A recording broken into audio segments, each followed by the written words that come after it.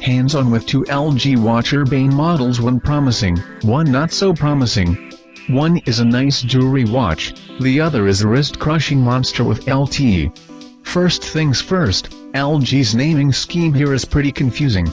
The names would lead you to believe these are two versions of the same basic watch, just with and without LTE. Actually, these are two completely dissimilar watches with very similar names. The Watch Urbane runs Android Wear, while the Urbane LTE runs LG's in-house smartwatch software, which we suspect has WebOS roots. The Urbane has a more sophisticated jewelry watch design, while the Urbane LTE is more of a sports watch with the same numbers on the bezel as the LG Watch R. And finally, the Urbane LTE is huge. The Urbane is LG's attempt at a jewelry-like watch, the type of smartwatch design that we think will be most successful. It's an all-metal body with a fully round screen and a bezel. It's pretty much the LG Watch R in a newer, nicer-looking body with identical specs. The watch is available in polished steel or a brass gold color, and bands are available in leather or a matching metal finish. Like the LG Watch R, there is still a sizable bezel around the display, but this time the watch doesn't have the usually irrelevant number markings in the bezel.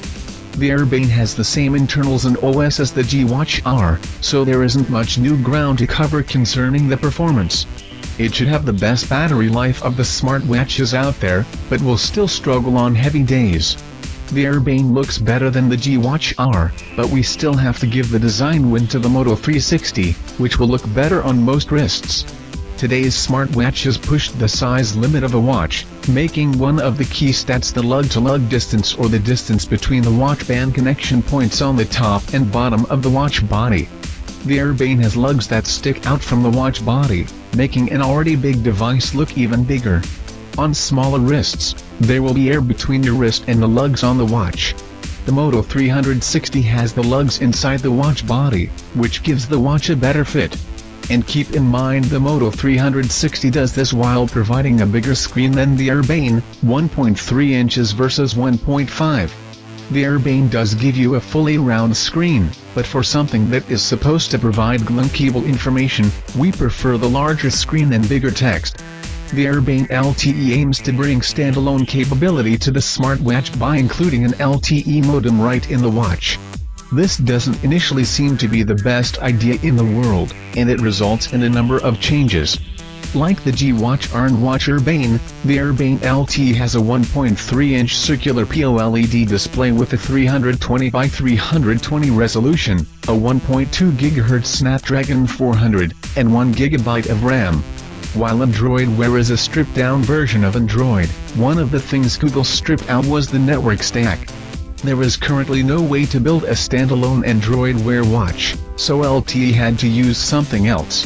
What it went with is a self-made smartwatch OS that probably uses the WebOS codebase. LG only calls it the LG Wearables Platform, which is probably one of the most boring OS names in history. Unlike Android Wear, the OS is app icon-centric.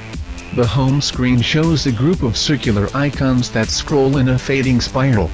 It's hard to get a real sense for the OS without being able to spend more time with the device or tether a phone to it, but it seemed to be pretty complicated.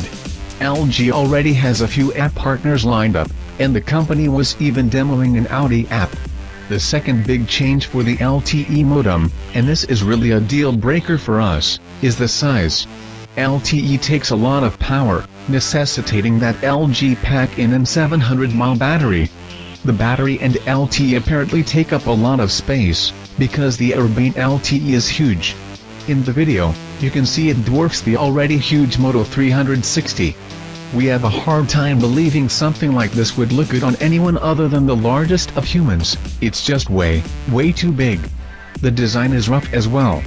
The Urbane LTE seems to reverse all the good decisions LG made with the non-LTE Urbane. There are numbers on the bezel, much like the LG Watch R. On a screen that frequently isn't displaying analog clock hands, it's a bad idea as the numbers are often irrelevant. The watch band is back to rubber, and the clasp uses the same clunky overlapping design as the Samsung Gear Live. For now, smartwatches are all about the look. While the non-LTE Urbane has a chance of looking good on someone with larger wrists, the LTE version appears too huge to take seriously. We didn't think either LG entry was the smartwatch of the show, though. That award goes to the Huawei watch, which we'll have more on later.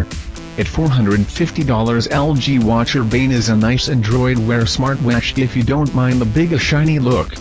However, it's the Watch Urbane LTE which is more interesting with the WebOS-based wearable platform and features such as NFC and Wi-Fi.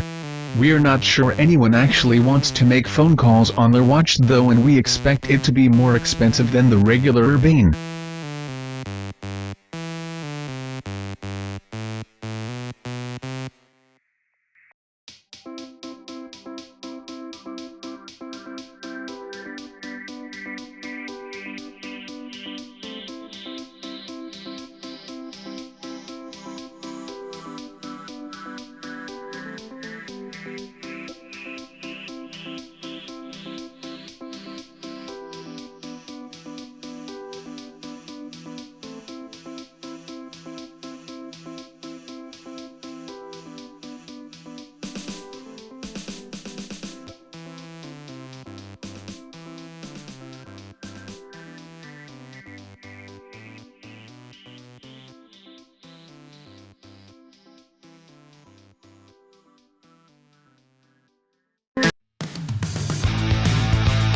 Thanks for watching New Tech channel. Stay tuned and subscribe for more videos.